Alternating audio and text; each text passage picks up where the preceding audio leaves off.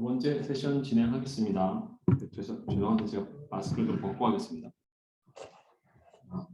네, 혹시 여기 오신 분 중에 스타크웨어, 그러니까 스타크넷에서 좀 덱을 개발해 보고 싶으시거나 아니면 실제로 좀 개발에 관심 있어 오신 분들이 계실까요? 죄송한데 손 한 번만 들어주시면 돼요. 네, 감사합니다. 오늘 사실은 원래 준비했던 게 코딩 워크숍이거든요. 그러니까 여러분들이 다 컴퓨터 가져와서 다 같이 코딩해 가면서 질문이 오갔으면 하길 바라는 게 사실은 스타크웨어 팀의 목적이었는데 스타크웨어 팀 지금 스타크넷 알파 릴리즈 때문에 답변해 줄 수 있는 개발자가 오늘 못 온다고 했어요. 그래서 오늘은 일단은 제가 간단히 보팅 알고리즘을 개발한 스마트 컨트랙트를 설명해 드리고요. 그다음에 조만간 12월 초 정도에 한 번 더 실제 스타크웨어 개발자랑 같이 코딩 워크숍 2시간 동안 진행을 할 예정입니다. 그래서 지금 방금 손 들어주셨다거나 아니면은 스타크웨어 넷의 상에서 L2에서 개발을 해보고 싶으신 분들은 그때 참석해 주시면 감사하겠습니다. 네, 오늘 두 번째 세션은 스타크넷 상에서 이제 보팅 스마트 컨트랙트를 같이 구현해보는 워크숍인데요. 이거는 이제 이 슬라이드는 한 3주 전에 GK 핵이라는 행사에서 실제로 스타크웨어 팀이 했던 워크숍입니다. 네, 그거 같이 리뷰해 가면서 스타크넷 상에서 스마트 컨트랙트를 어떻게 개발하는지 어떤 건지 한번 보시면 좋을 것 같고요. 크게 어려운 건 없지만 실제로 이더리움의 솔리디티를 개발해 보셨다면 개념 자체는 크게 어려울 것 같지는 않습니다. 일단 스타크넷이 뭔지 좀 알아보겠습니다. 스타크넷은 제너럴 컴퓨테이션을 돌릴 수 있는 플랫폼이라고 보시면 돼요. 그러니까 보통 여기 영지식 증명을 좀 익숙하신 분들이라면 영지식 증명, 즉 뭐 GK 스나크라든지 그런 부분은 특정 프로그램을 GK 스나크를 통해 프루프를 생성하려면 각 프로그램마다 트러스티드 셋업이라는 단계를 거쳐야 되기 때문에 범용적이지 않다라는 얘기를 많이 하거든요. 스타크웨어에서는 이제 스나크가 아니라 스타크를 쓰기 때문에 제너럴 컴퓨테이션 지원이 가능합니다. 그래서 실제로 스타크웨어에서 스타크넷이라는 플랫폼을 개발해서 누구든지 지금 이더리움 상에서 스마트 컨트랙트를 누구나 디플로이 할 수 있는 것처럼 스타크넷 상에서 L2 상의 스마트 컨트랙트를 돌리고 싶은 사람들한테 이제 제공해주는 중에 플랫폼입니다. 그래서 여기 보시면 스마트 컨트랙트를 이제 쓸 수 있는 게 카이로라는 언어로 하고요. 그다음에 L2니까 비용 자체가 줄어들겠죠. 그런 이점을 받을 수 있어서 이제 스타크넷이라는 플랫폼을 지금 준비 중에 있습니다. 그래서 말씀드렸듯이 카이로는 아까 이미 첫 번째 세션에서 말씀을 다 잘 해주셔서 프로그램을 짜긴 짜는 건데 프루버블 한 프로그램을 짜는 겁니다. 즉 L2니까 오프체인에서 동작하는 프로그램이다 보니 사실 누군가는 해당 프로그램이 제대로 동작했는지를 보장을 해줘야 되거든요. 스타크넷이 그거를 자기네가 알아서 해주고 프로그램 그러니까 개발자들은 그냥 L2에서 편하게 스마트 컨트랙트 짜면 나머지는 다 스타크넷이 알아서 해주겠다라는 거고 그 스마트 컨트랙트를 짜는데 필요한 언어가 카이로입니다. 그래서 보시면 아까 이미 다 설명을 잘 해주셨던 거라서 네, L2에서 프로그램을 짜고 프로그램에 대해서 인풋, 아웃풋, 그 다음에 프로그램을 던지면 이더리움상에서 베리파이하는 이 로직은 아까 설명드렸던 것 같고요. 그래서 스타크넷이 뭐냐라고 생각했을 때 쉽게 생각하시면 그냥 오퍼레이팅 시스템이라고 보시면 돼요. 여러분들이 많이 오퍼레이팅 시스템 OS 상에서 프로그램을 개발하기 때문에 OS 밑에 있는 뭐 하드웨어라든지 그런 건 추상적인 레벨에서 그냥 감안하고 프로그램을 자유롭게 짤 수 있잖아요. 스타크넷도 똑같이 프루버블한 프로그램을 짜기 위해서 개발자들한테 부담을 최소화하고 필요한 기능을 지원하면서 필요한 기능을 지원하는 오퍼레이팅 시스템이라고 보면 될 것 같고요. 그리고 스타크넷에는 카이로로 작성된 스마트 컨트랙트가 올라가게 됩니다. 그래서 중요한 거는 스마트 컨트랙트 여러 개가 올라갈 수 있는 거죠. 아까 보셨던 스타크 X 같은 경우는 하나의 프로그램에 대해서만 동작한다면 스타크넷은 여러 스마트 컨트랙트를 지원하는 게 됩니다. 그래서 스타크넷은 결국은 그 스마트 컨트랙트가 정확하게 실행되었는지를 이더리움 상에서 증명해주는 역할도 스타크넷이 하게 됩니다. 혹시 여기까지 스타크넷에 대해서 궁금하신 게 있을까요? 네. 쉽게 생각하시면 여러분들이 CPU에서 하는 프로그램을 짤 때 보면은 뭐 C나 아니면 다른 걸로 짰을 때 컴파일 되면 CPU에서 그 지원하는 인스트럭션 셋으로 컴파일이 되잖아요. 스타크넷 같은 경우는 카이로로 여러분들이 프로그램을 짜면 그걸 컴파일하게 되면 이게 CPU 인스트럭션 셋이 아니고 실제로 스타크라는 프루프를 제공하기 위해서 필요한 그 수학적 연산을 하는 방식으로 컴파일이 되게 됩니다. 그래서 그렇게 컴파일된 카이로 프로그램이 아까 첫 번째 세션에서 얘기했던 샤프라는 들어가면 샤프에서 해당 수학적 연산을 보고 그 스타크 프루프를 뽑아내게 되는 거고요. 그 스타크 프루프가 레이어 1에 있는 스타크 베리파이어로 보내지게 되면 스타크 베리파이어에서 해당 프루프를 검증하게 되는 그런 로직이라고 보시면 될 것 같습니다. 네, 사실 여기서부터는 여러분한테 노트북 끼고 이렇게 코딩해 보세요 해야 되는데 그거는 다음번에 실제 스타크웨어 개발자를 모셔두고 같이 해보면 더 유익할 것 같아서 오늘은 스마트 컨트랙트가 어떻게 이루어져 있는지 좀 보도록 하겠습니다. 먼저 스타크넷에서 스마트 컨트랙트가 어떤 식으로 그 구성이 되어 있는지 일반적인 상황을 한번 볼 거고요. 그 다음에 스타크넷 아까 OS라고 말씀드렸는데 라이브러리라든지 아니면 빌트인 펑션 같은 것들이 잘 제공되어 있습니다. 그래서 여러분들이 L2 상에서 아까 얘기했던 저비용으로 뭐 확장성 있는 프로그램 짜고 싶다라고 했을 때는 스타크넷에서 많은 것들을 이미 라이브러리화해서 제공해주고 있고요. 그다음에 실제로 어떻게 베리어블을 선언하는지, 펑션을 선언하는지, 그다음에 컴포저빌리티라고 하면 이더리움에서 많은 그 스마트 컨트랙트에서 다른 스마트 컨트랙트를 호출하잖아요. 여기서도 가능합니다. 네, 얘가 다 가능하게 만들어놔서 그걸 한번 좀 살펴보는 시간을 갖도록 하겠습니다. 그리고 있는 기능이지만 오늘 다루지 않은 거는 뭐 L1에서 L2로, L2에서 L1으로 메시지 보내는 거라든지 아니면 그런 것들은 네, 다음번에 다루도록 하겠습니다. 네, 그래서 보팅 시스템이라고 하면은 편하게 생각하시면 일단 그 특정 폴 보팅 받을 프로그램을 하나 생성해야 되고 그 다음에 해당 폴에 어떤 사용자들이 그 실제로 투표할 수 있는지 그거를 등록해야 되고요. 그 다음에 그 권한이 있는 사용자들이 실제로 투표하는 결과값에 대해서 얻어내는 그런 간단한 보팅 스마트 컨트랙트라고 보시면 될 것 같습니다. 질문 있으시면 언제든지 편하게 해주시면 됩니다. 그래서 오픈 플레이그라운드라고 해서 잠시만요. 제가 보여드릴게요. 아이고.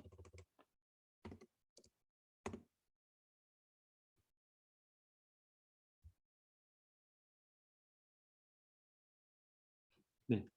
스타크 팀에서 준비를 많이 했는 게 실제로 여러분들이 특정 프로그램을 설치한다든지 뭐 그렇게도 당연히 가능하고 아니면 정말 간단한 프로그램을 카이로 프로그램을 짜본다든지 아니면 스타크넷에 디플로이 해보고 싶다라고 하셨을 때는 실제로 여기 프로그램을 짜고 그다음에 런을 시켜본다든지 아니면은 그 스타크넷에 실제로 디플로이를 시켜본다든지 다 할 수 있게 만들어놨고요. 프로브도 하게 할 수 있으면 네 실제로 여기 보시면은 네 아까 보셨던 위에 프로그램이 컴파일돼서 실행한 게 아까 샤프라는 그 서비스로 전달되게 되고 여러분들이 그 샤프로 간 여러분들의 프로그램의 결과값을 받아볼 때 여기 뭐 잡팩트라는 요 아이디를 이용하면 여러분들이 만들어낸 디플로이한 스마트 컨트랙트가 동작을 잘 했는지 그런 것들 다 파악할 수 있게 만들어놨습니다. 보시면 여러 가지 챌린지도 있고요. 나중에 한번 기회가 되신다면 쭉 보시면 좋을 것 같고 스타크넷 컨트랙트 보시면 네 이것도 여러분들이 실제로 여기 되게 간단한 프로그램이지만 실제로 컴파일하고 디플로이 해볼 수 있게 네. 지금 얘네가 업그레이드하고 있는지 스타크넷 쪽이 잘 안 되더라고요. 아마 내일까지 완료되는 걸로 알고 있습니다.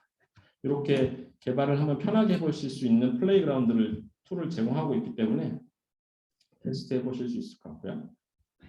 그게 플레이그라운드라는 겁니다. 그래서 그거를 실제로 오픈해서 코딩 같이 해보세요. 원래 그런 세션인데 오늘은 그냥 간단하게 컨트랙트 코드 한번 볼게요. 이게 이제 컨트랙트 코드의 시작입니다.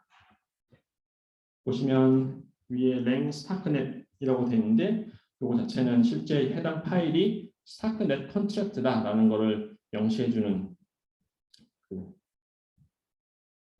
코딩이 되어 있고요. 그 다음에는 빌트인입니다. 빌트인 같은 경우는 여기 보시면 익숙하실지 모르겠지만 페더슨 그 해시 알고리즘이라든지 아니면 레인지 책 이거는 뭐냐면 특정 그러니까 연산 수 비교하는 알고리즘이죠. 그것도 있고 그다음에 ECDSE 같은 서명 알고리즘도 이제 빌트인되어서 스타크넷에서 제공하고 있습니다. 밑에 보시는 요 from해서 import한 요거는 좀 익숙하실 텐데 요거는 라이브러리고요. 이건 빌트인입니다. 두 가지 차이점은 빌트인은 스타크넷에서 성능을 최적화하기 위해서 카이로로 짠 건 아니고 대신 스타크넷에서 동작하는 그런 프로그램을 보시면 될 것 같고요. 카이로로 짜져 있지 않은 스타크 팀에서 자체적으로 이제 최적화시킨 모듈이라고 보시면 되고 밑에 보이시는 요것들 from import 해놓은 것들은 다 카이로로 만든 그 라이브러리라고 보시면 됩니다. 라이브러리입니다. 네. 그래서 스트럭트라든지 아니면 펑션 같은 것들을 임포트할 때 이런 문법으로 쓰고요. 그래서 빌트인에서 요것들은 이제 해당 카이로 프로그램에서 쓰겠다라고 선언하는 거고, 네, 페더슨 해시 알고리즘 같은 경우 쓰고, 그다음에 네, 요거 말씀드렸던 모듈 네, 임포트 하는 겁니다. 라이브러리들. 네, 요거는 이제 해시 알고리즘을 썼을 때 어떻게 해시 알고리즘을 정의할지에 대한 스트럭트라든지 아니면 서명 알고리즘 같은 경우에 어떤 구조체를 가지는지 그런 것들을 이제 임포트하는 방식이고요. 네, 요게 제일 간단한 구조입니다. 뒤에서 말씀드릴 건 두 가지인데요. 스토리지랑 펑션입니다. 그러니까 이더리움 스마트 컨트랙트 개발해 보셨으면 저 익숙하시겠지만 해당 변수로 저장하는 거잖아요. 스마트 컨트랙트에 항상 저장하는 거. 그게 이제 스토리지 변수라고 보시면 되고요. 펑션은 뭐 펑션 콜하는 거 보시면 될 것 같습니다. 스토리지 그 선언하는 거는 조금 함수 같은데 이건 스토리지 즉 이제 스마트 컨트랙트에서 항상 해당 스테이트를 유지하고 그 트래킹을 계속 하라는 방식이고요. 보시면은 이렇게 됩니다. 네, 이게 이제 스토리지 그 변수 이름입니다. 폴 오너 퍼블릭 키. 딱 봐도 해당 폴에 대해서 소유권을 가지고 있는 퍼블릭 키를 의 값을 가지고 있는 변수라고 보시면 되고요. 보시면은 이제 이건 일종의 변수인데 맵이죠. 해시 맵 같은 거. 그래서 폴 아이디를 넘겨주면 퍼블릭 키를 반환하는 그런 스토리지 값이라고 보시면 됩니다. 여기에 FELT라고 되어 있는 게 아마 그 스타크웨어 스마트 컨트랙트에서 가장 기본적인 변수형일 것 같은데 이거는 필드 엘리먼트라는 겁니다. 뭐 영식 쪽에 보셨으면 익숙하실 단어일 수도 있겠지만 그냥 유한체 큰 숫자입니다. 이거는 뭐 식진수로 따지면 뭐 76자리의 큰 숫자라서 이게 대부분의 그 영시식 증명에 대해서 프루프를 생성한다든지 그럴 때 쓰이는 그 변수의 크기이기 때문에 여기서는 모든 값들은 전부 다 이 FELT라는 타입으로 선언이 되어 있습니다. 네, 요거는 아까 말씀드렸듯이 폴 아이디를 지칭하는 거고요. 네, 요거는 타입입니다. 밑에도 보시면은 그러니까 현재 등록된 보터가 누가 있느냐라고 이제 검증하는 일종의 스토리지 변수로 볼 수 있는데 넘겨주는 그 아규먼트가 폴 아이디의 특정 보터의 퍼블릭 키 이렇게 두 개 넘겨주면 해당 폴 아이디의 해당 퍼블릭 키를 가진 보터가 있느냐 없느냐를 변환해주는 그런 식의 스토리지라고 보시면 될 것 같습니다. 뭐 보통 맵에서 많이 그냥 단일 아규먼트만 넘기는 케이스도 많은데 여기는 이제 다중 아규먼트까지 지원해주는 게 특징이고요. 그런 식으로 스토리지를 선언할 수 있습니다. 네, 여기까지 하고 원래 5분 해서 뭐 이렇게 코딩해보세요 이러는데 네, 아쉽지만 넘어가겠습니다. 요거는 뒤에서 설명드릴게요. 원래 두 가지 정도를 해보려고 했었는데요. 이제 보통 스테이트를 저장하는 변수를 선언해보자는 게 있고 보터 스테이트, 해당 그 특정 폴에 대해서 특정 퍼블릭 키를 가진 그 유저가 보팅을 했냐 안 했냐 대한을 저장하는 변수를 선언해보는 예제였습니다. 네. 다들 쉽게 하셨을 것 같은데, 네, voting state 같은 경우는 id 값 넘기고 answer라고 하면은 yes, no 이겁니다. 그래서 answer에 뭐 0을 넘기면은 해당 그 voting에 대해서 no를 선택한 사람의 수가 나오게 되는 거고 1을 넘겼을 경우에는 yes를 선택한 그런 걸 계속 저장하는 그런 변수가 voting state 이렇게 선언할 수 있고요. register voter 같은 경우는 해당 특정 폴 아이디를 넘기고 퍼블릭 키를 넘기면 해당 퍼블릭 키를 가진 이건 했죠. 죄송합니다. 보터 스테이트 같은 경우는 폴 아이디를 넘기고 보터의 퍼블릭 키를 넘기면 얘가 이제 투표했냐 안 했냐 여기까지 트래킹하는 겁니다. 여기 보시면 다 이렇게 인디케이터 하는 게 있는데 스토리지 베리어블 해서 하면은 요게 특정 스토리지 베리어블이다라고 이제 선언하는 이런 식으로 선언하게 되어 있는 게 스토리지 베리어블입니다. 네, 그다음 펑션인데요. 쉽게 이제 처음에 특정 폴을 초기화하는 함수가 이 함수가 되겠고요. 보시면은 일단 여기 위에 external이라는 지시자는 이 해당 함수는 스마트 컨트랙터에서 다른 뭐 그 사용자 호출할 수 있는 그때 이제 external이라는 걸 명시를 해서 init폴을 특정 사용자라든지 아니면은 스마트 컨트랙터 호출하는 함수라고 보시면 될 것 같아요. 네, 그렇게 하면 될 것 같고 여기서는 조금 특이한 게 좀 있는데요. implicit argument라고 해서 init폴 안에 사용되는 그 몇몇 필요한 그 함수나 아니면 구조체들이 있어야 됩니다. 여기서 보시면은 잠시만요. 설명 다 됐구나. 예, 시스템 콜에 대한 포인터를 지정해줘야 되고 레인지 체크 포인터라든지 패더슨 포인터 이것들을 다 지정을 해줘야 되는데 이거는 어떤 의미냐면요. init폴 내에 호출하는 특정 함수들이 이 각각의 아규먼트를 사용한다는 뜻입니다. 시스템 콜 같은 경우는 뭐냐면 이 포인터 같은 요 implicit 아규먼트 같은 경우는 이제 실제로 init 폴 내에서 스토리지 베리어블을 사용한다라고 할 때 요걸 선언해 줘야 되고요. 레인지 체크랑 패더슨도 마찬가지로 스토리지 베리어블을 그 해당 함수 내에서 사용할 때는 이렇게 선언을 해줘야 됩니다. 이거는 이제 아마 다음번에 좀 더 딥하게 들어갈 수도 있을 것 같은데 그 해당 스토리지 베리어블을 접근할 때 얘네가 좀 메모리 같은 개념을 쓰거든요. 레지스터 같은 개념을 그 레지스터에 대해서 접근을 할 때 그 각 연산을 비교한다든지 아니면 해시 값을 통해서 그 메모리에 특정 값을 저장하게 되었습니다. 그래서 그것들을 사용하기 때문에 얘네들을 이렇게 선언해 주는 거고요. 선언해 주고 나면 initPol이라는 함수에서는 폴 아이디와 퍼블릭 키를 아규먼트로 받아들이는 케이스가 됩니다. 그리고 중간에 함수 바디에서 특정 베리어블을 선언할 때는 let이라는 걸 하면 되고요. 이렇게 해놓고 아이디가 현재 이미 사용되고 있느냐라고 체크하는 거는 폴 오너 퍼블릭 키 아까 스토리지 베리어블이죠. 거기에서 해당 아이디가 있는지 없는지 리드하게 되면 됩니다. 그렇게 되면 리드하게 됐을 경우 0이면은 이제 그 테이크된 게 어벨러블 한 거니까 계속 진행하면 되고요. 어서트 같은 경우에는 이게 만족하지 않으면 해당 그 함수가 실행되지 않는 케이스를 쓰면 됩니다. 그렇게 돼서 통과가 되면 아까 얘기했던 해당 폴에 대해서 등록을 하는 거죠. 퍼블릭 키를 등록해주는 케이스가 되는 게 initPol 함수가 됩니다. 이런 식으로 이제 함수가 정의를 할 수 있는 거예요. 네, 여기에 뭐 영지식 증명에 대한 대단한 지식이라든지 아니면 뭐 특별한 코딩을 알아야 되는 케이스는 많이 없죠. 그래서 두 번째 15분 이거는 나중에 보시면 되고요. 여기서 실제로 해보는 게 이제 특정 폴을 만들었으니까 이 폴에 투표할 수 있는 사용자들을 등록하는 함수를 선언하고 구현하는 게 이번 세션에서 원래 하고자 하는 거였습니다. 보시면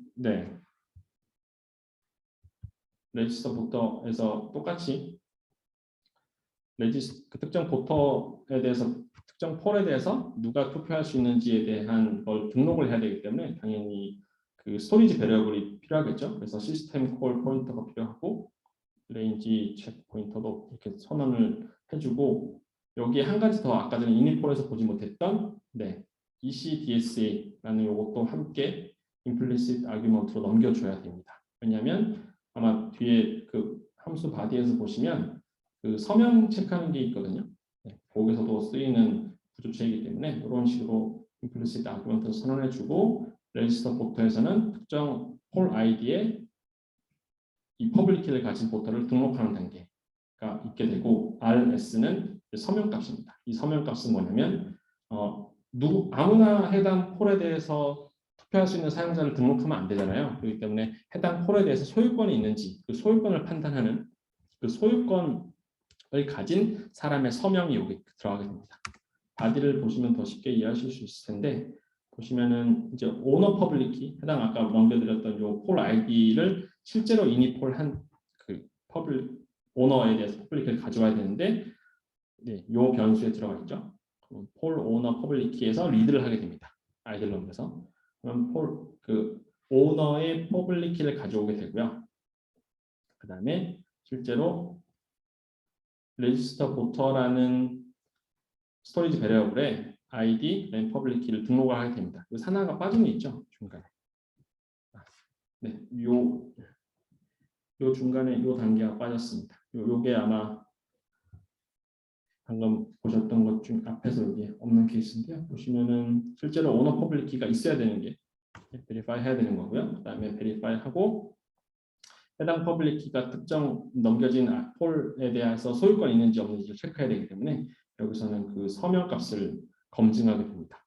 그러면 검증하는 거는 뭐 이렇게 프로그래머가 좀 짜기 나름이지만 여기서는 일단 폴 아이디와 오토 퍼블릭키에 대해서 해시값을 뜨고 해당 해시값에 대해서 이 서명값이 넘어오는 걸로 정했으니 그 서명값이 실제 오너가 가진 퍼블릭키로 서명한 게 맞느냐를 검증하게 됩니다.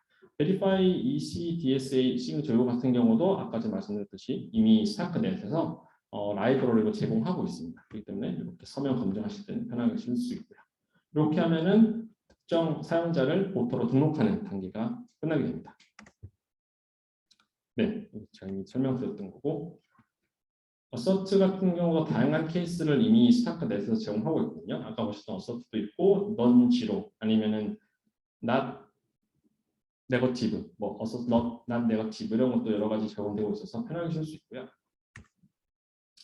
네, 여기 보시면은 실제로 그 해시 값을 쓰는데 여러 가지 그 해시 알고리즘을 쓸 수 있잖아요. 여기서 이제 페더슨을 쓰기 위해서 이렇게 지정을 해줘서 해당 해시2라는 알고리즘에서는 이 페더슨을 써서 이 두 가지의 해시 값을 메시지로 만들어라라고 하는 걸 이렇게 표시할 수 있습니다.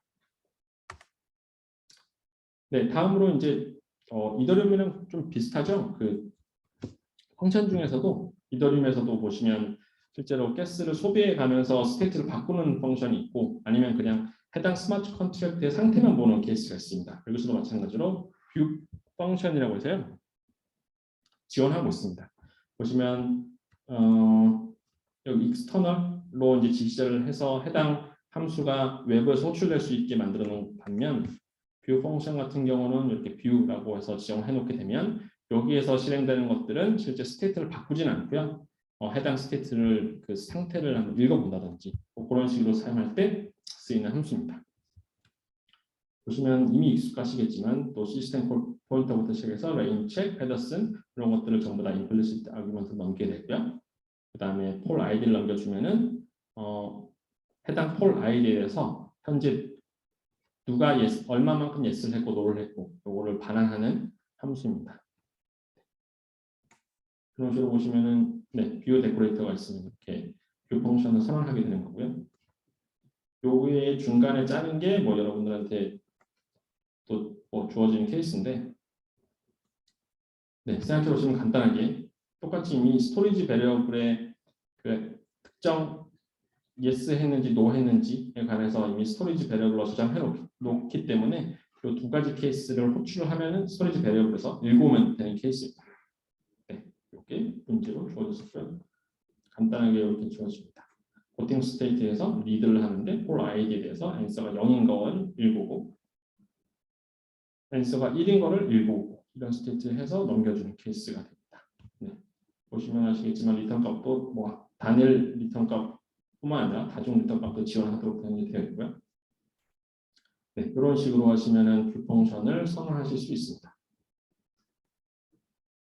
혹시 여기까지 질문 있으신가요? 네, 코딩 하시는데 뭐 영지식을 알아야 된다 그러면 저 아무것도 없죠. 그냥 스타크넷에서 지원하는 라이브러리들이 뭐가 있는지를 아시면 될 것 같고, 아까 말씀드렸던 레이어 2의 스케일러빌리티와 아니면 그다음에 로우 코스트를 그 충분히 활용한 앱을 짜고 싶다라고 했을 때는 스타크넷에서 이렇게 짜보시는 것도 괜찮을 것 같습니다. 여기 한번 네, 베리파이 보트 하는 건데요. 이건 뭐냐면 잠시만요. 네, 특정 사람이 이제 보팅 했을 때 이 보팅한 사람에 대해서 서명값이 맞다면은 이제 해당 보트를 등록해주는 케이스로 보시면 될 것 같은데요. 요게 잠시만요. 뒤에 케이스가 일단 뭐 이미 이것들은 다 익숙하신 거겠지만 보시면 여기 위에 데코레이터가 아무것도 없거든요. 이건 뭐냐면 외부에서도 부를 수도 없고 뷰 펑션도 아닌 그냥 내부 함수라고 보시면 됩니다. 내부에서 이제 함수 구현해가지고 external로 선언된 펑션에서 그냥 호출하는 내부 함수라고 보시면 되고요. 해당 보트가 실제로 제대로 된 보트냐라고 검증할 때 쓰이는 함수라고 보시면 될 것 같습니다. 네. 보시면 폴 아이디에 대해서 보팅한 퍼블릭에 넘어올 거고 보팅을 yes를 했는지 no 했는지 넘어올 거고요. 그 다음에 해당 보팅에 대해서 서명을 했을 케이스가 RS로 넘어오게 될 예정입니다. 그래서 보시면은 실제로 보팅 값을 체크를 해야 되잖아요. 0과 1 빼고는 받아들이면 안 되니까 이런 방식으로 해서 값을 받아들이게 되는 거고요. 네, 이건 5분이나 지워졌네요. 보시면은 다 솔직히 비슷비슷합니다. 레지스터 보터에서 특정 아이디에 해당 퍼블릭 키를 가진 보터가 이제 레지스터 되어 있느냐 안 되어 있느냐 체크하는 게 있고 안 되어 있으면 해당 프로그램을 종료, 되어 있으면 넘어가는 케이스로 assert not zero가 되어 있습니다. 그래서 넘어가게 되고 그다음에는 보터 스테이트에서 아이디에 그러니까 특정 퍼블릭 키를 가진 보터가 이미 보팅했냐 안 했냐를 체크하는 게 이 케이스가 되는 거고요. 보팅을 안 했어야 넘어가는 케이스라서 어서트로 해서 이렇게 선언을 해주게 됩니다. 그래서 보팅을 하지 않았고 등록이 되어 있다면 실제로 이제 보팅을 하는 케이스인 거죠. 그래서 메시지도 똑같이 홀 아이디와 보팅을 엮어서 메시지 만들고 이 메시지에 대해서 서명을 해서 아까 요 함수를 호출하도록 정해놔서 하게 되면은 실제로 ECDSA 서명을 검증하는 코드가 이렇게 들어가게 됩니다. 그러면 검증을 하게 되는 거고요. 네, 아마 이 함수 자체가 여기서 호출을 하게 되겠네요. 보팅하는 거. 엑스터널이어서 외부에서 호출할 수 있는 거겠죠. 그래서 보시면은 똑같이 시스템 콜, 페더슨, 레지젝 당연히 들어가게 되고 서명값도 들어가게 되고요. 아까 보셨던 그 해당 보팅을 검증하는 거, verify bot라는 함수를 여기서 호출하게 됩니다. 내부 함수라서 아까 보셨던 것 중에 위에 데코레이터가 없었죠. 그래서 그렇게 내부 함수를 할 수 있는 방식이 이렇게 되고요.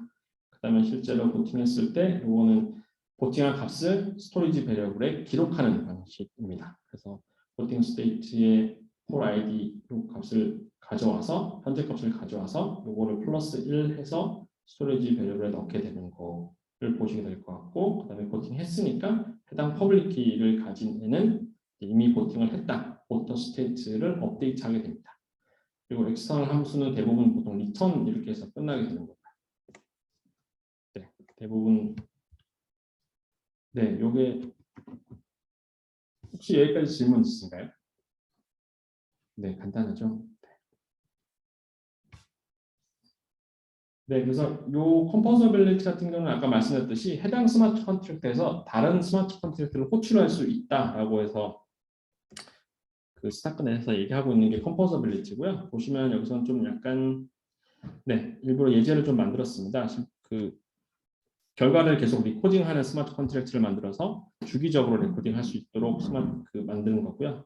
대부분이 이미 좀 아실 거라고 쉽게 파악되실 거라고 생각하지만 스토리지 베리어블로 폴 리절트를 저장하게 되는 거고요. 그다음에 해당 스마트 컨트랙트에서 레코드라는 함수를 실제로 다른 레코드에서 호출할 수 있도록 엑스터널로 선언해 놓았습니다. 레코드 할 때는 폴 아이디 값과 리절트를 하면은 이제 폴 리절트라는 스토리지 베리어블에 쓸 수 있게 구성해 놓았고요. 뷰 펑션 또한 이렇게 선언해 놓은 거 어렵지 않게 보실 수 있을 것 같습니다. 그래서 그러면은 과연 다른 스마트 컨트랙트를 어떻게 부르느냐라고 봤을 때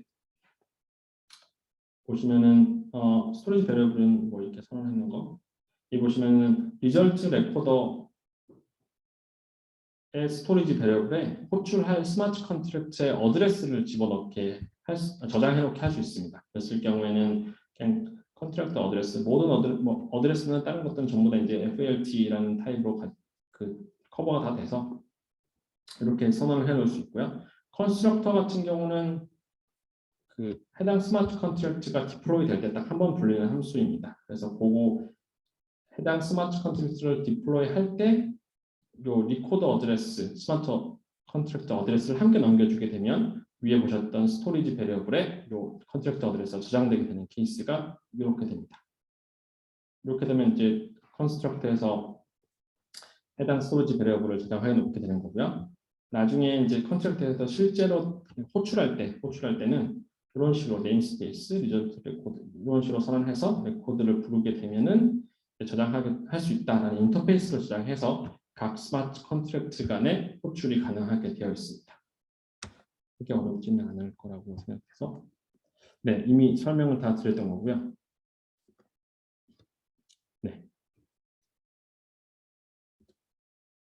이제 마지막으로 폴을 마감하는 케이스입니다.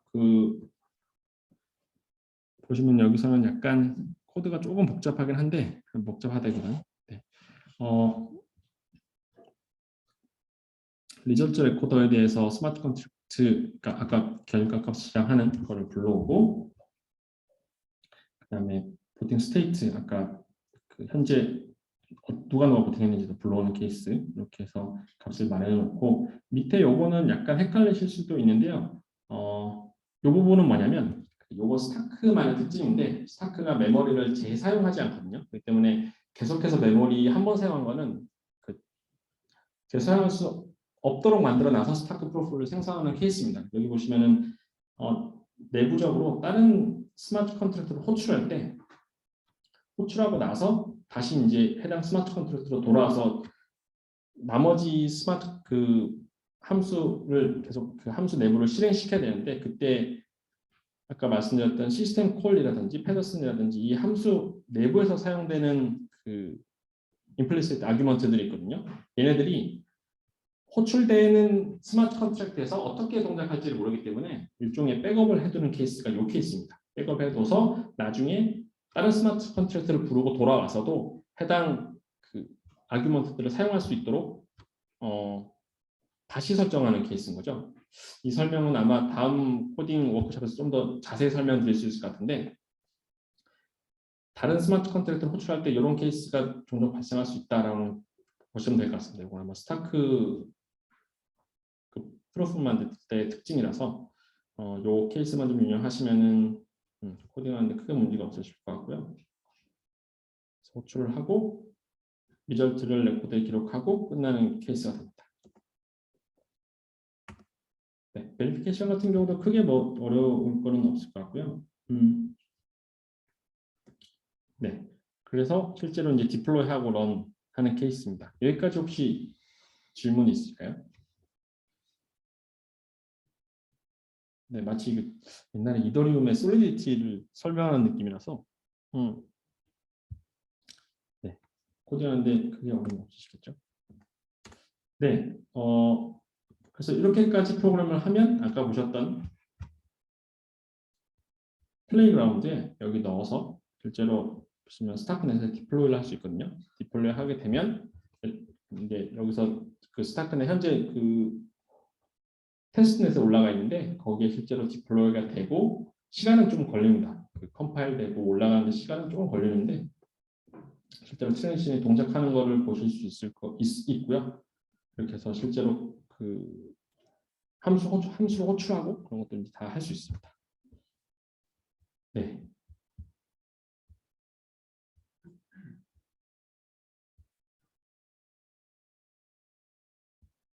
네, 일단 컨트랙트 설명은 여기까지가 될 것 같습니다.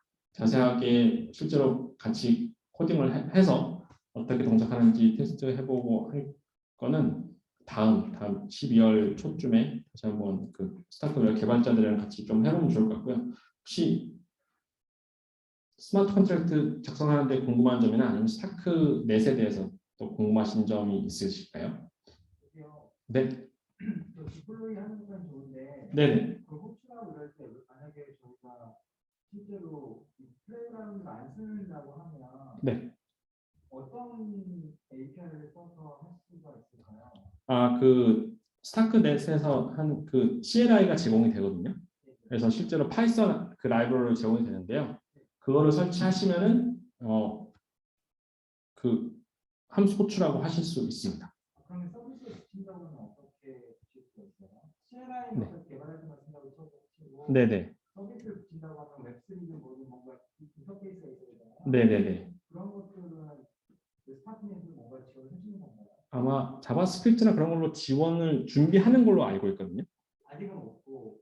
네, 아마 알파로 내일 아마 오픈을 하면서 말씀하셨던 그런 라이브러리들 함께 같이 오픈을 할 예정이고, 네네네네, 네, 같이 제공을 할 예정으로 알고 있습니다. 그럼 이거는 뭐 이더리움 레이어 원과는 관계없이 그냥 스타트넷에 그냥 뒷돌을 하고 스타트넷에서 서비스를 한다고 보면 되는 거예요? 네네, 맞습니다. 네.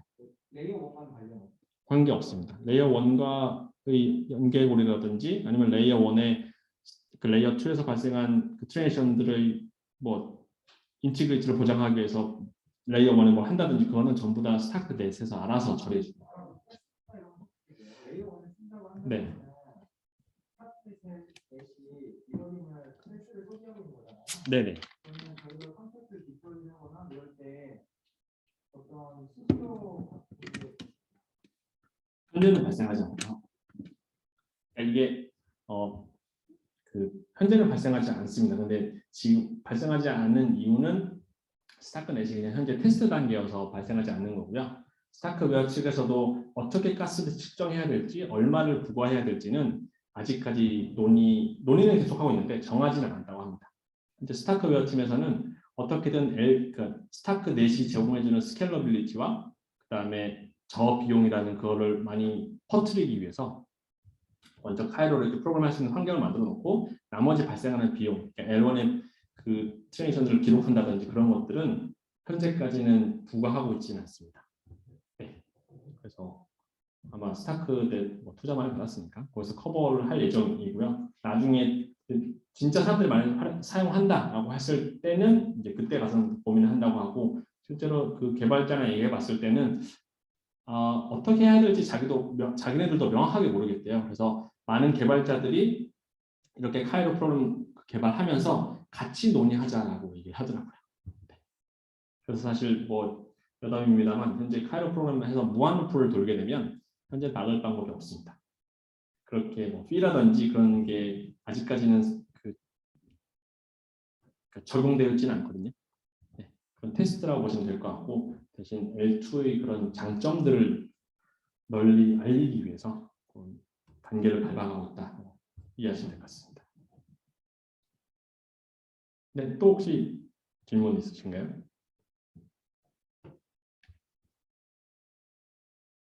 네. 그 이더리움 파운데이션에서 네. GK 롤업이라든지 이런 데 많은 리소스를 투입을 하는 걸로 알고 있는데 네네. 근데 이제 EVM을 그대로 못 쓰는 이유 중 하나가 네. 해시 펑션 때문이라고 들었거든요.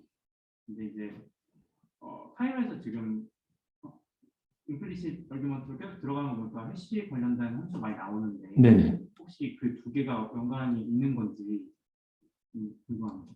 해시 함수 어떤 이유가 있어서 카이로에서 따로 저런식으로 계속 처리를 따로 해주는 건지? 그러니까 혹시 아시는 분 있으시면 첨언해 주세요.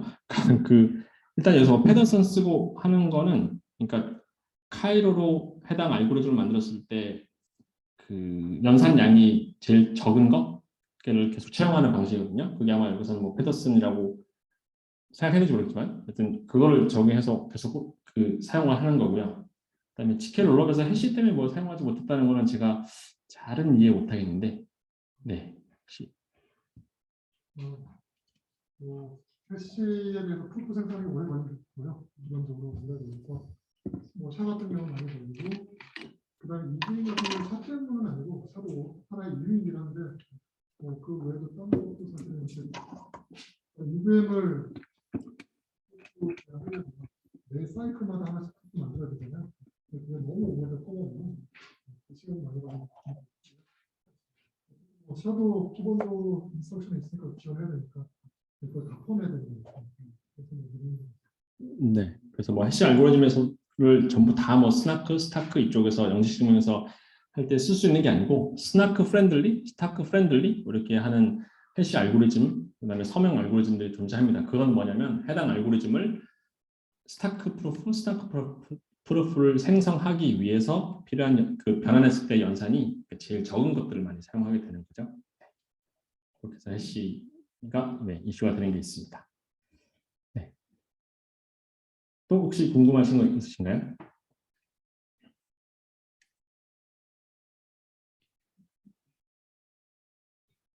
포르 같은 거 되나요?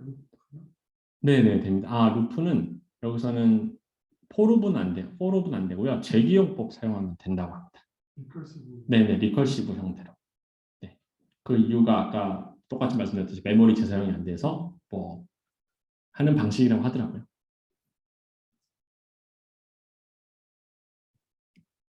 네. 또 혹시 궁금하신 거 있으신가요? 저희는 항상 미드하면 약간 분위기가 항상 이렇게 무겁더라고요. 어떻게 하면 좀 없이 길지는 제가 잘 몰라서. 네. 그다음에 아까 저기 보면 스테이트 변수가 있었잖아요. 네네. 그게 처음에 뭐 초기에 선언할 때 사이즈라든지 이런 거를 선언하는 없이 그냥 쓰면 되나요? 네, 그 스토리지 배열을 말씀하시는 거죠? 네네, 사이즈는 그런 거 없습니다. 그런 거 없이 그냥 우리가 알아서 생성. 네네네, 알아서 컴파일해서 생성해 주는 걸로. 맥시멈 이런 것도 없는 맥시멈 사이즈. 들어갈 수 있는 맥시멈 사이즈요? 있는 걸로 알고 있는데요. 스타크넷에서 있는 걸로 알고 있는데 프로그램에서 그거를 실제로 제어하는지는 잘 모르겠습니다. 아까 봤을 때 뭐 그 이런 프로그램들을 일종의 그 스타크 프로필을 뽑아내기 위해서 할 때 맥시멈 사이즈가 있기는 하거든요. 근데 여기서는 제가 보지는 못했습니다. 이게 스타크 메카이로 네. 프루프가 뭐 어떤 방식이 스타크 프라이스는 네네 맞습니다. 네네네. 네. 다른 프루프 생성은 안 돼요. 현재까지는 그것만 되는 걸로 알고 있습니다. 그래서 아까 샤프라는 거기서 그것만 네네네 샤프라는 곳에서 여러 가지 탭에서 발생한 트랜지션들을 모아서 실행시키면서 발생한 그 프루프를 이제 네 뽑아내 주는 케이스. 네. 네네 아까 첫 번째 세션에서 얘기한 뭐 DYDX부터 시작해서 스타크넷 말씀하세요? 스타크웨어요. 스타크 EX라고 해서 아까 보셨던 그 스케일링 솔루션으로는 DYDX, 이뮤터블 X, 그다음에 소로 뭐 그랬죠? 네, 한 네 가지 정도 있는 걸로 알고 있습니다. 네. 그래서 스타크 DYDX 같은 케이스가 좀 대표적이라고 볼 수 있고요. 그래서 스케일링 그 오더북 방식의 덱스잖아요. 그래서 스케일링 솔루션이 필요하고 하기 때문에 적용을 했고 거기서 재밌는 거는 아까 분이 알려주셨는데 실제로 DYDX에서 발생한 그 거래들에 대해서 이제 증명을 L1에 저장을 해야 되잖아요. 한 시간씩마다 그 저장하는데 수수료가 100만 원씩 나온다고 누가 그러시더라고요. 그런 식으로 100만 원은 DYDX에서 이제 알아서 그거 하는 거고 그런 식으로 저장을 현재 계속 한 시간마다 하고 있다고 합니다. 싼 건가요? 네, 스타크 프로프가 커서 그런가요? 아니면 한 100만 원은 적게 나오는 것 같은데. 적게 나온다고요?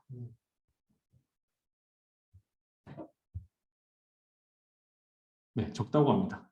반은 좀 안 돼. 네. 네, 또 혹시 질문 있으시면 네. 보고 있는데 네네. 레퍼런스 찾기가 좀 어려워요. 네네. 문제된 카이로 이그젠플이 혹시 그런 걸 어디서 많이 찾을 수 있는지 혹은 추후에 뭐 얼마나 많이 오픈을 할 건지 좀 알 수 있을까요? 네, 그거 제가 물어보겠습니다. 네, 그 뭐 현재로 나와 있는 거는 보팅이랑 그다음에 AMM 그거 나와 있고 그다음에 기차부에 몇 개가 더 올라와 있던 것 같은데, 네, 사실 예제가 없는 거는 좀 네, 맞아요. 네, 오늘 요청을 하겠습니다. 네, 혹시 또 다른 질문 있으신가요?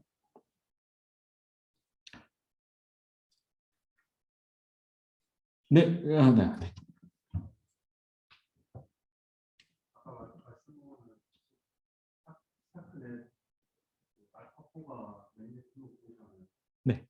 그 시점 같이 스타크넷의 체인도 공략하게 됩니다. 네네네, 그렇죠. 그러면 그 체인은 누가 운영하나? 스타크웨어에서 운영하고 있습니다. 그러면 스타크웨어 혼자서 그 엔티티 하나가 해당 체인을 하고 해당 체인 운영이 탈중화되어 있지는 않고. 네네, 안 돼 있습니다. 탈중화될 필요가 없는 게요. 탈중화라고 하는 게 결국은 트랜지션들의 실행을 제대로 했는지 여러 번에 검증해야 되는 필요가 있을 경우에 탈중화 얘기를 하는데, 여기서는 영지식 증명이 그 역할을 대신하기 때문에 보통 GK 롤업이나 L2에서는 싱글 오퍼레이터도 충분히 가능하기 때문에 네, 스타크웨어에서 대신하고 있고요. 다만 나중에 다른 케이스가 발생할 경우를 대비해서 한 2년 후에는 말씀하셨던 그런 오퍼레이터도 다 탈중화 시키는 계획을 현재 가지고 있습니다. 그 온라인으로 해당 여러 기능들이 스타크가 이게 그 별도의 어떤 컴퓨테이션을 누군가가 제공하지 않아도 될 만큼 해당 기능들의 레피테이션이 코스트가 좀 작은 편인가요?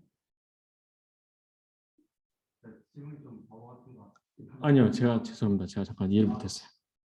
제가 그때 사실 영지 증명을 잘 모르는 다른 질문인데요. 네네.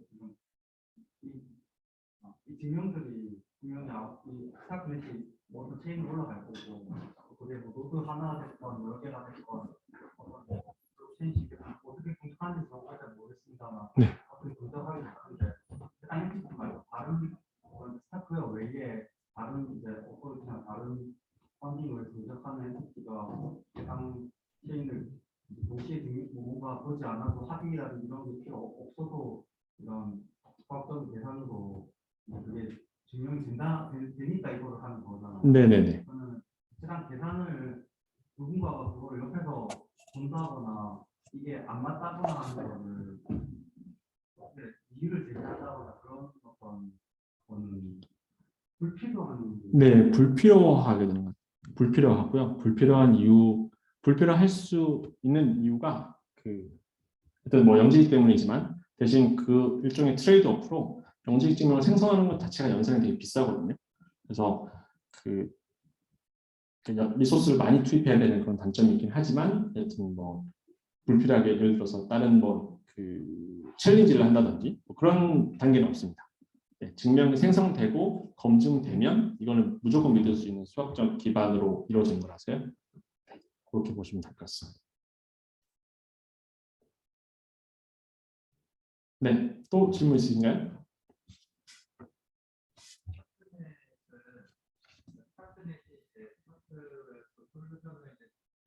저장해주고 실행해주고 이렇게 갖고 프로프에서 저장되고 그런 식으로 되잖아요.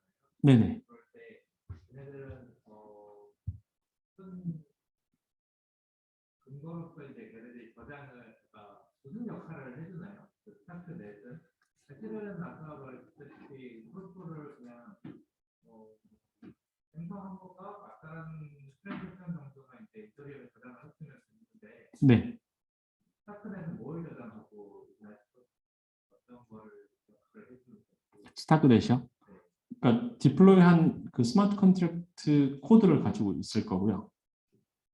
그리고 해당 코드에서 저장하는 변수들에 대한 현재 값 상태를 계속 트래킹하고 있을 거고.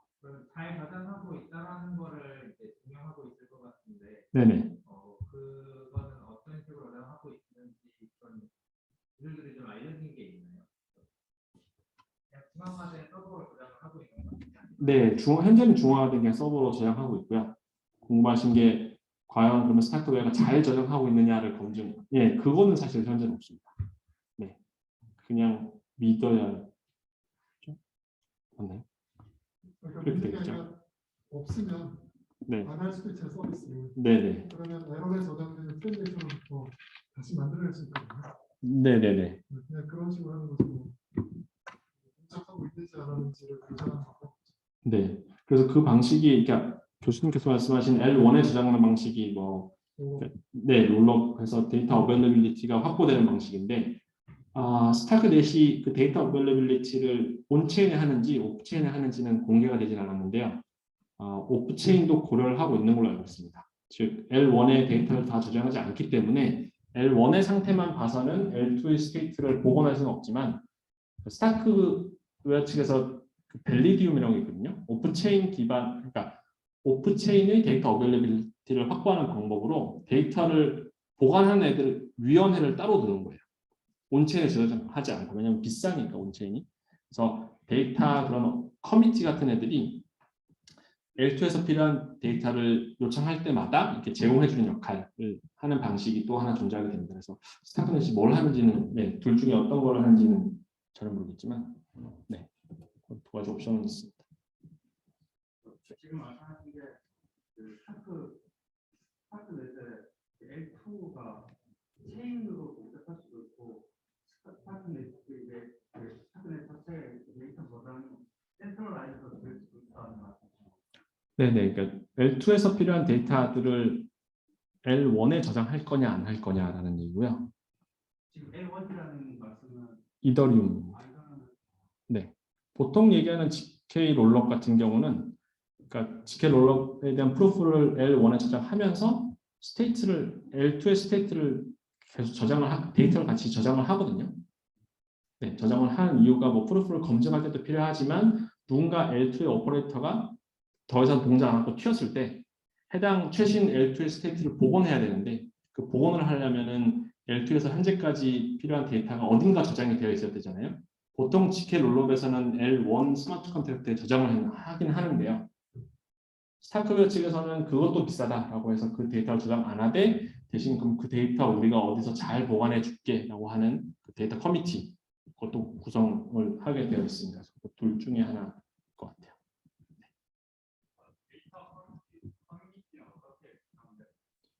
현재 구체적으로 나와 있지는 않은데요. 또 하나의 블록체인을 운영한다고 보시면 될 것 같아요. 데이터만을 위한.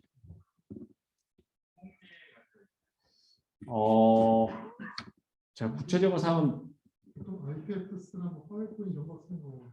네. 그런 식으로 해서 저장이 되어 있다는 걸 검증, 뭐 파일코인 같은 방식이 될 수도 있을 것 같고요. 구체적인 사항은 아직은 나와 있지는 않습니다. 네. 혹시 지금까지 서비스 등장하고 있는 사람들 스타크웨어에서요? 그렇지는 않은 걸로 알고 있습니다. 그 기존의 뭐 DYDX나 그런 서비스 말씀하시는. 네, 그렇지는 않습니다. 네, 왜냐하면은 DYDX라든지 현재 나와 있는 그 스타크 EX 기반의 서비스들은 각 서비스들한테 이제 솔루션만 제공한 거지 스타크웨어 자체 성을 돌리진 않았거든요. 네, 근데 그러면 그 이제 뭐 이미터블 X라든가 그래서는 스타크웨어 그걸 직접 운영하고 있다. 네네, 스타크 EX라고 스케일링 솔루션이 있습니다. 아까 첫 번째 세션. 네네, 맞습니다. 네네. 네. 그래서 뭐 DYDX나 이뮤터블 X에서 발생한 트랜지션들을 그러니까 레이어 2에서 묶어서 이렇게 L1으로 보내는 그런 역할들을 각 서비스별로 돌리고 있고요. 스타크웨어에서는 그건 이제 좀 아닌 것 같다고 해서 스타크넷으로 모든 걸 다 뭉치려고 하고 있는. 네. 그러면 스타크웨어 같은 거 쓸수 있도록 지원은 얘네가 고민을 좀 했는데요. 스타크 EX를 계속 할지 스타크 넷으로 할지 했는데 스타크 넷만 일단 집중하기로 했다고 합니다. 그래서 따로 뭐 예를 들어 제가 서비스를 개발하는데 스타크 EX를 따로 쓰고 싶어요 한다고 해서 지원을 받을 수 있는 상태는 아니고요. 그렇게 원하면 그냥 스타크 넷에 디플로이 하라라고 이제 되어 있는 걸로 알고 있습니다. 그렇게 원하더라고요. 스타크웨어 측에서. 네. 원래 레이어 1에다가 시간마다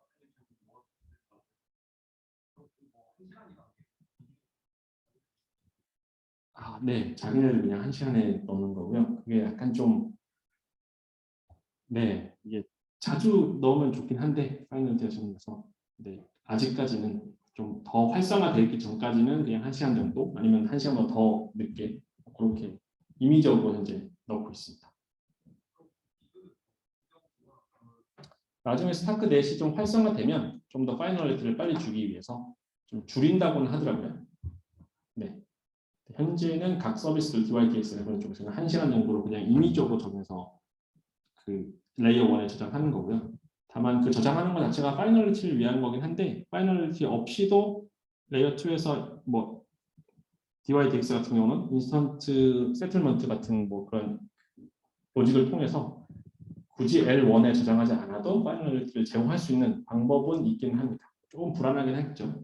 대신 그 각 서비스들에서 보장을 해주겠다라는 식으로 이제 동작은 하고 있습니다.